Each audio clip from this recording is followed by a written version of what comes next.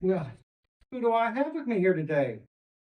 I'm Katie Rader, Katie author Rader, of You Don't Need Headlights to Shine. an author. You don't need headlights to shine.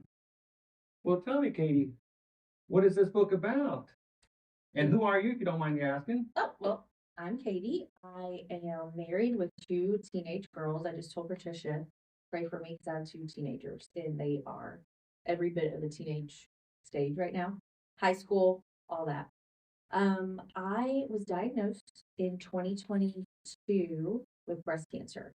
And I immediately started journaling my whole experience. Every day I had never journaled in my life, ever. Wow. And I just started writing what was happening, my feelings, what the doctor said, everything. And it became a book. It just kind of fell in my lap. I'll tell you that whole story. And I don't know, did I say we're from Plant City? You're originally from Plant City, Yes. so you're native. You're more native than I am. Yes.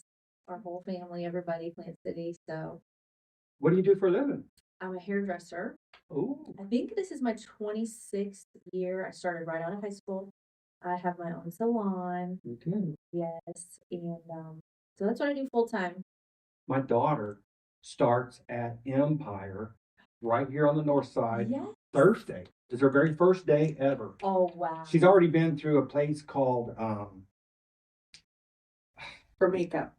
for makeup, yeah. And now she's Vamp, doing the Vamp. she's doing cosmetology. Now she's doing cosmetology, and she Amazing. starts this week, Oh, next week. Let her know if there's anything I can do to be helpful. Oh, will do. Yeah. Thank you so much. Katie too. It's a great We love our career. students. Yeah, We so- love our future industry professionals. She really wants the makeup portion, but apparently you have to go through the hair to get the license. Does that sound right?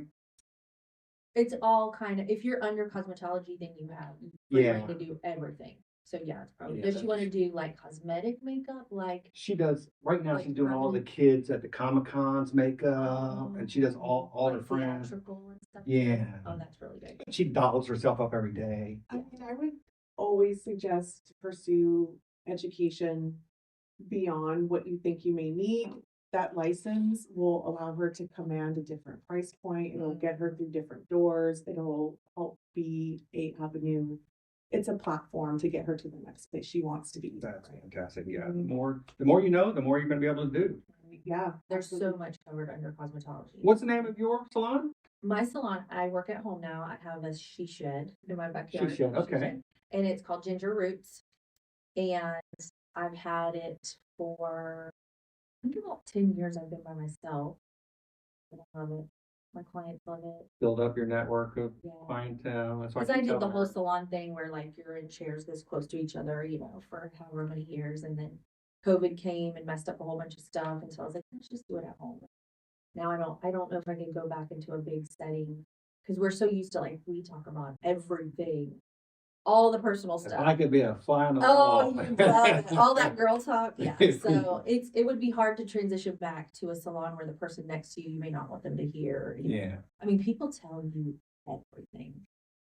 I mean, you can ask and they dish it. But sometimes you don't even have to ask. They just tell Well, it. Patricia, I don't know if she ever caught on or not, but I befriended her because she works at a hairdresser, and I know. I know. So John and I have had this conversation before that I believe the best way to get a message out to your community is to tell your hairstylist. We touch everyone If you connect. from a 4 to 6 week period. Not many relationships have that type of appointment structure. Your So parents as an adult, you may not see them that often. Your best friends as an adult, maybe even your own siblings. That relationship is so sacred It is. and so full of respect and trust that often hairstylists are the first to hear or detect something that may be going on, a difference, either that's starting with your hair or how you're explaining your feeling that in that consistent of a way. So it's partly why Katie and I think are such great friends and have so much in common because we understand that relationship. It's community. Exactly. Sometimes you can save someone's life. Sometimes you can save some money. If everybody is out to help everybody, it's a community. That's so true. So tell me, I'm sorry, tell me more about your diagnosis and down that road, if you don't mind me asking. So when I was diagnosed, I was 42 and I had not had my mammogram because of COVID. Like it kept getting canceled. And so I finally had it. And my regular general practitioner, he looked at me and he was like, "You haven't had your mammogram." And I was like, "I know, I'm going to do it." And he goes, "No, I really want you to do it." Well, in my family, we have colon cancer. Excuse me. God bless you. Colon cancer is rampant. So I had been getting my colonoscopies and I'm like, I'm not going to get breast cancer. I'm going to get colon cancer if anything happens. So he was like, get your mammogram. So I got my mammogram like 3 weeks later. And looking back, I'd had super sharp pains in this right breast. You mean to tell me you had symptoms? Oh, I had severe. And usually, like in a woman's cycle, we'll have a little bit of twinges every once in a while, but this was like shooting. And I kept thinking, well, I have my mammogram coming up. I'll tell them about it. Well, that day ended up being an entire day. When I walked in that morning, I did not leave till like 3 or 4 hours later, and they told me that day, without a doubt, you 100% have breast cancer. And we think both breasts have it at that time. So I had mammogram after mammogram, I had sonogram, all that stuff that day. And I was a basket case. I can only imagine. I could not speak enough to even call my husband because I was like, I can't tell him this over the phone. He finally was like, "What's taking you so long?" And, long story short, I get home and I'm like, they said I have breast cancer. And he's like, how? How? They don't have a biopsy. Like, and I'm like, they know what These computers are really they see. good. Yeah. And it was large enough, all later on, I find out I had multiple tumors. It was in my lymph nodes. So then that was November of 2022. That January, I had a double mastectomy, with reconstruction the same day, which is that's not very common. But my surgeon was at the end of his career and he was like, "I'm pretty confident we can do it this way." And so we did. And I've had probably 7 or 8 surgeries total and I'm still not really done. It's been 2.5 years. Wow. So I learned a lot about the breast cancer community and cancer in general because every cancer is different, every person's different, every diagnosis is different, and each doctor wants to treat it differently. And there's no right or wrong, but I think the main part to let patients know is that you're in control. Like, don't forget you're your own advocate. If something doesn't feel right or you feel like they should be further checked, like do it, say it. Because doctors are human too. They know what they know. They're educated, but you have intuition and okay, I don't really want to do it this way. Is there a different way or should I get a second opinion? And I think people forget that they're their own spokesperson. Yeah, we let the responsibility go to these institutions blindly. Oh yeah. And we wait. Oh, you found something? Okay, let me know. But you gotta be proactive and think for yourself. Yeah. So how long was it when you're ignoring these pains to the diagnosis? Because you said if you feel something, say something, think something, but you didn't. Well, I'd already had the mammogram scheduled when I had the pains. So I just kept thinking, Okay. when I go to the mammogram, we'll talk about the pains. And so I had the mastectomy. They found that it had gone to my lymph nodes. So then that required me to have chemo and radiation. So as a hairdresser, my hair started falling out. I had to shave my head. The day I shaved my head was a big deal, but I actually embraced it very quickly. And it was kind of like a liberating, freeing. Let's get the show on the road. Yeah. And it also was like, I hate to say it but it's kind of like a badge of honor to wear. Like people, because I didn't wear a wig. So obviously people kind of would look at me and know that, something was going on. And so I was like, yeah, I'm a warrior. I'm doing this and I'm getting through it. And you could do it too. You would be fine. People would say, "Oh my gosh, if I lost my hair or just died," I'm like, "No, you wouldn't. You wouldn't." Or if I got cancer or just cut off my boobs, I wouldn't even. I'm like, "No, you wouldn't. You don't know what you would do till you're in that situation." Every one of them is different. Yeah. Yeah, my wife, I have back problems and every injury is different. One person may have an injury of a car that hurt this part of the body, this one part of the body. Every injury is different. Every cancer is different. So when did you say to yourself, I'm going to start taking my notes and put this down on paper and perhaps in the future it'll be a book? Well, so I didn't ever put it on paper. It was in my notes app on my phone. Okay. And so I have a really tight knit group of friends, and every day they would say, like, how are you doing today? Like, what's the latest? And I'd say, well, let me just send you my journal entry. And so, like, on my notes, I would just add my friends to my notes. So if I made an entry, they would see it and they would read it and be like, this is really good. Like, it's encouraging. Or how are you really feeling that? I mean, these are my true feelings. And they were like shocked, or I think some people were impressed that I could speak eloquently, maybe because I'm from Plant City and we kind of just, we say ain't and y'all. And so to write things in a proper form, they were like, wow, you're smarter than I thought. So that happened for months and months. And I would just every day have an entry. And lo and behold, people were like, you need to put this in a book. And I'm like, no, I don't think so. And I prayed about it. And then I told the Lord, because this whole book is literally my faith. Like, it did not start out being my faith at all, but it just morphed into that was my survival. So It triggered what was already in you. absolutely. So I prayed and I was like, okay, God, if you really want this to be a book, then you'll just drop a publisher in my lap, because I'm not tech savvy. I've been a hairdresser since 18. I never used computers, nothing. So I was typing notes on my phone. That was it.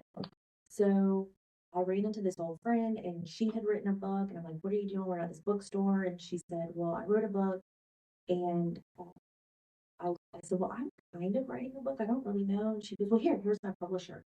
Here's her number. Here's her email. Call her. I'm like, oh my gosh, should call just throw a publisher in my life. So I call this woman. She says, send me your manuscript. I'll let you know. She's like, I'm really busy. It'll take me about a month to get to it. I'll let you know. 24 hours later, she emails me and says, here's a contract. This has to be a book. She started on it and She said, I read it in between calls all day. I couldn't put it down. She goes, I would love to publish this. This will help so many people. And that's how I met Ashley Lloyd, who's the director of the Breast Cancer Foundation of Central Florida. She saw my book online. I guess she told me every day she would Google breast cancer and Plant City and breast cancer Lakeland, and like people would pop up. And so she reached out to me and she said, we need to get together because you're a Plant City person. I need, some connections there.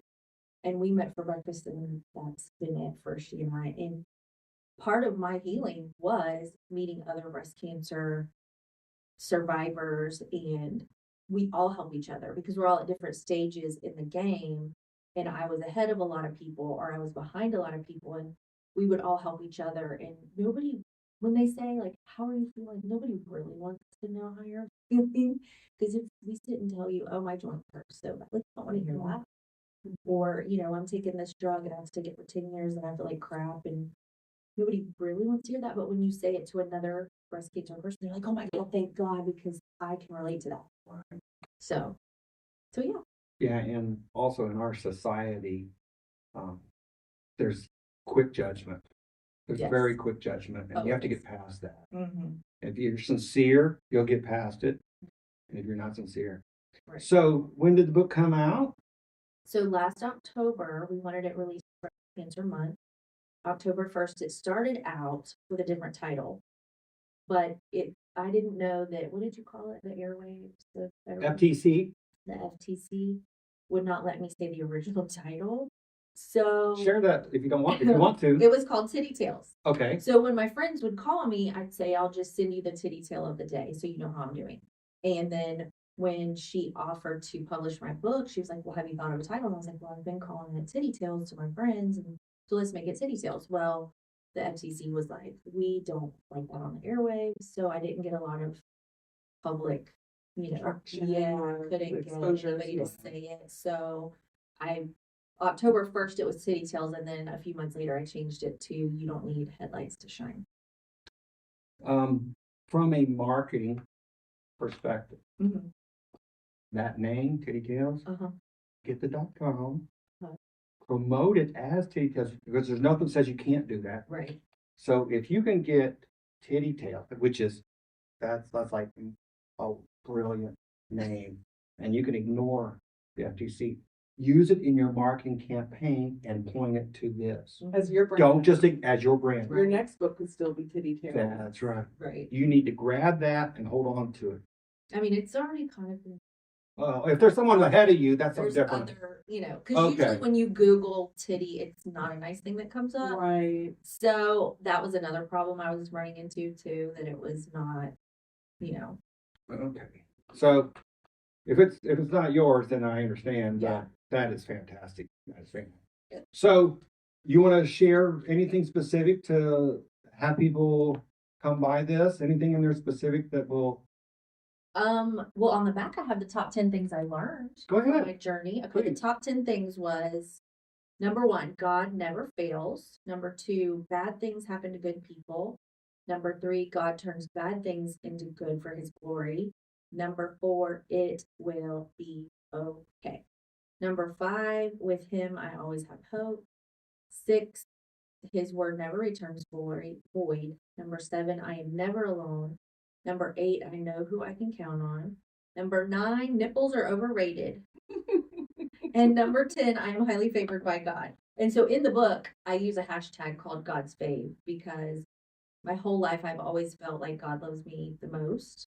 I know that's crazy, but I'm like, I always have this favor on me in certain situations. And I'm like, I think God likes me better than anybody else, And so I would like brag about it and stuff would happen to people were like, God, I know.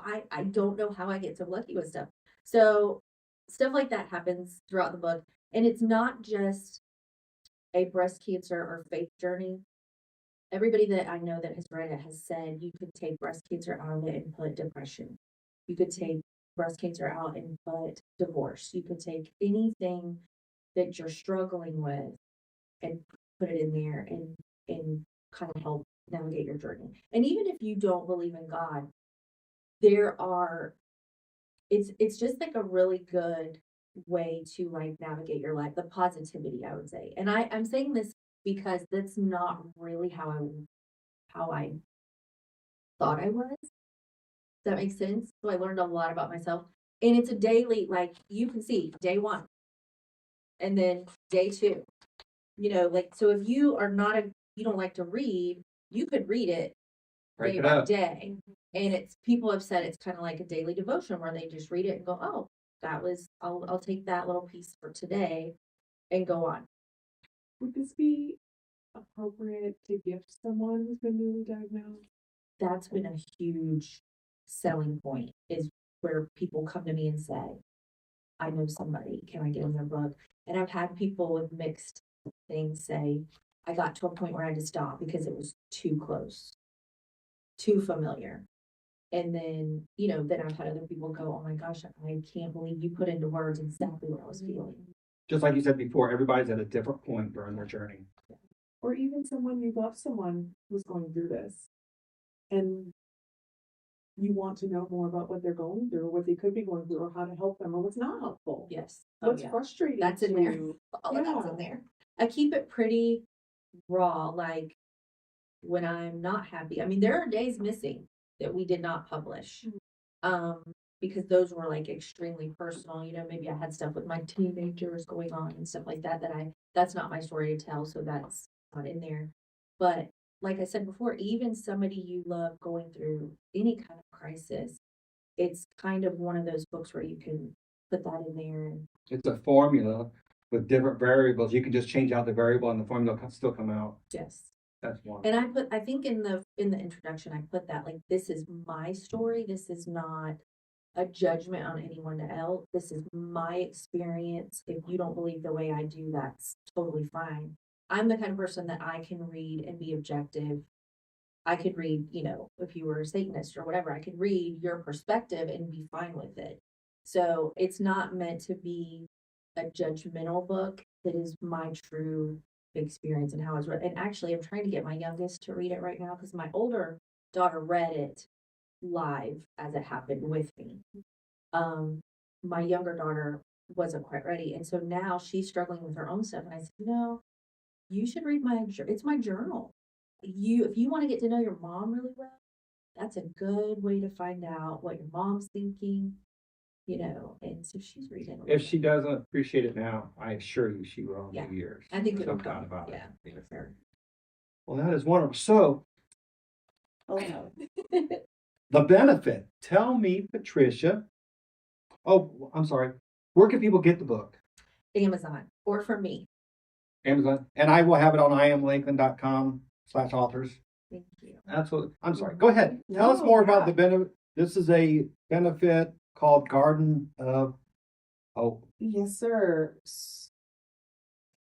Katie's situation, unfortunately, is not unique or all that special. 1 in 8 women, I think it's less than that now. You're going to say is going to get diagnosed with breast 1 cancer. in 8? I think it's less than that now. Unfortunately, because of COVID and certain people will go without getting diagnosed, especially because of age, different, they don't have a history of it. They don't think that they have symptoms and they just think they're too young. And younger people are getting diagnosed with breast cancer. And listening to Katie has kind of, and listening to other breast cancer patients have enlightened me to what can happen, especially to women when they're diagnosed. So we have situational poverty that can happen when women get diagnosed. They're often part of the breadwinning team for their family, and that they have to go through life-saving treatments. There's a cost to it. There's a time. There's a recovery. There's a miss from work. Maybe you can't take care of your young children. Maybe you can't lift. Maybe you can't get out of bed. Maybe you're sick. All the responsibilities that you've got. And women, this is not a newsflash. We put ourselves last and we'll put other things before our own health sometimes. And the situational poverty is really what infuriates me, because no woman should have to decide between a life-saving treatment and paying their bills. So the Breast Cancer Foundation of Central Florida, and how Katie and I are connected, is we both knew that we could do more and that there were other women out there that were in the mom trenches in confusion about their diagnosis or next steps, fear because of their financial situation. Divorce rate can go up when someone's diagnosed with breast cancer, so that you may not have a strong support structure. It may just be you. And sometimes employers don't understand, your family doesn't understand. So the Breast Cancer Foundation of Central Florida is focused on paying the non-medical bills of local Central Florida active breast cancer patients.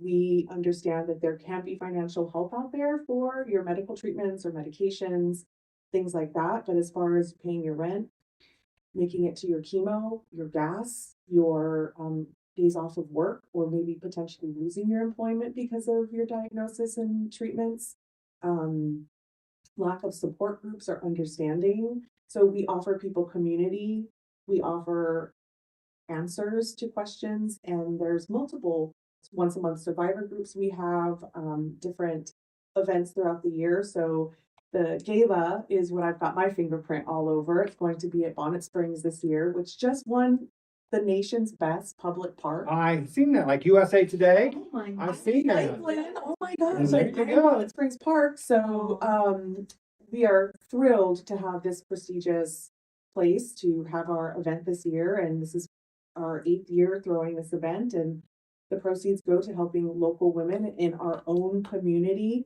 take care of their non-medical bills, whether that's a mortgage, their rent, their electricity bill, gas cards to get to chemo and their treatments, helping with their children's activities so they can keep going to get their braces put on, their soccer camps, their things like Christmas gifts.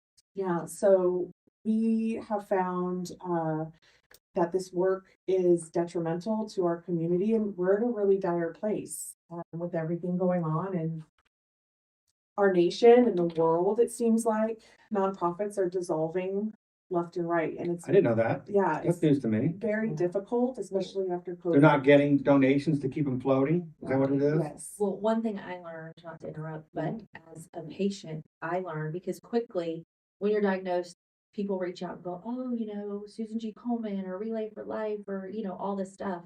American Cancer Society, and they're like, oh yeah, I want to be a part of all of that. I want to help. But most of those things are great for research, purposes only. They don't really help local people. So when I was diagnosed and I met Ashley, it opened my everything to like, oh my gosh, these women need their bills paid. They don't care if you're going to find a cure right now. Unless you have a cure right now, I don't care. I needed my mortgage paid. I need my car paid so I can get to my appointment. So that changed my entire perspective on who really needs the funds when you're raising funds. Like Susan G. Komen and American Cancer, all of that is good for research for the whole of it. But there were women in my community that could not pay their bills. And I knew that I could send them to the Breast Cancer Foundation and they would get help. And right after I was diagnosed, maybe 6 months later, a girl that I grew up with was diagnosed. And I said, she called me immediately and I sent her there. And I think I've been in contact with about 40 women in my Plant City community since. Wow. That may not have needed their actual bills paid, but they need that sense of community. But I had no idea that I thought if I'm giving to this cancer thing, that it doesn't help like that. Yeah, if you go to the national ones, Yeah. you ain't gonna get the benefits. Yeah, back. and this is, the money stays local. We're trying to spread the word. You know, we want it to spread quickly, but we don't want to help too many of the area without having the funds coming in to do it. Sure. We would love to Overextend help. yourself. Yes, we'd love to help every woman that calls, but right now we're just not able to. But Gala can help. Yes, this can be a way people can help. We have lots of information on the website for Breast Cancer What is Foundation. that? Is that the BCF? CF.org. Okay. And that will, hey, if coming to a fancy event is not your thing, that's great. We have a 5K, we have a golf tournament, we have a fishing tournament. We're always looking for raffles, volunteers. There's lots of ways you can help. And to your point, a lot of people think, well, I've given to breast cancer before. However, and I've learned this through the years of participating with philanthropy, this is a nonprofit that functions with a completely 100% volunteer board. And they're all local business owners and people in our community and doctors, and they see firsthand the need for this, but we're in a dire situation. We need funds in order to continue to do our work. And being on a volunteer board, meeting with patients that are now back and In healthy, recovery. they're in recovery, and see their amount of efforts that they put back into helping this. It is an honor to lead this board, and it's an honor to share this with you today because we are doing good work. And I encourage people listening to this to ask their employer if they work, like, are we donating to a local nonprofit? Where do our philanthropy funds go to? Washington, D.C., California, Polk County? or do they stay right here and help your own neighbor and help your own coworker? And so really questioning the transparency of where your philanthropy dollars are going is okay. And as a small business owner, I see the value of that transparency, but also the integrity. You know, when you're running a for-profit business and a nonprofit, it's very important to have that. And so the integrity of the women that I've met through working with this foundation is amazing, and I'm proud to be a part of it. That's wonderful. The recipients of the assistance, I assume they talk back to you, or they give you feedback, or they have Google reviews. I don't know, but I know that if the reviews from the recipients aren't good, you're going to the wayside. So it sounds like since you're in your 6th year, eighth year, Mhm. that you're doing something right. Something's going right. The recipients are receiving it. It's coming back. We just want to help more. Yes. So our hope is that we can raise enough money to start an endowment, raise enough money to really put this in perpetuity for forever, and make this so that we can grow this into something that's going to be a part of Central Florida, an impactful part for families, for women and men. Men get breast cancer too. we're happy to help, you know, in any way we can. And spreading the awareness is one part of it, but really driving home the point that we need some funds coming in, or we're at full stop. So let me give it some more. It's a pink ribbon gala, and it's on October 4th of this year, 2025, Saturday night at Bonnet Springs Park. They get their tickets at. They can get their tickets online. We have sponsorships available. Tickets are on sale now. These events sell out every year. They do. Our masquerade sold out months before. It was So much fun. It was before tickets ended. So Lakeland is a myth. If there's an event that you're throwing that people want to come to, the tickets will sell. Get some friends together, create a party around it for a great cause, and we'd love to see everyone there. Out of silliness, because I don't know. I apologize. So buying the ticket is your donation, or do you buy a ticket Great and give when you question. get there? So the sponsorships and tables that are available, we'd love for people to not just come to the event, but sponsor it. If that's not something and they want to come to the event, there's tons of great revenue making activities on our Garden of Hope. You know, I'm going to bring the artistic flair. There's going to be some really big surprises, but we All have right. a live painter that's coming. We have Kendra Scott that's coming to sell jewelry, especially for our event, with proceeds going to BCFCF. We also have some of our stylists that are going to be out there doing some fun things for people's hair that can be temporary and participatory. Our hope is to create a garden of hope with lots of different interactive things and magic, little whimsy outside on the lawn that people can participate. It reminds me in the thing you did at the Inspire. Inspire. Our hair That's show. right. Yeah. So if the venue team is on it, we're bringing creativity, artistry, and bringing our community to it. So it's going to be something very special and one of a kind. You don't want to miss it. Fantastic. Thank you for having us. It's my pleasure. My pleasure. You guys want to add anything else? I'll just say, in the future we're gonna have something else going on? yeah, Just tip somebody off? I'm gonna keep that a little secret. Okay. I gotta keep some stuff tucked away. But Garden of Hope, October 4th, Bonnet Springs. Tickets are available at bcfcf.org. Katie, your book is available. You don't need headlights to shine. It's available on Amazon, or if you know me personally, I will deliver. Yeah. It's a lot of people. Well, thank you guys for your time. I Thank appreciate you. it. We Very appreciate good. it. Have a great day. Thank you. I want to thank Cohas for letting me use this beautiful room.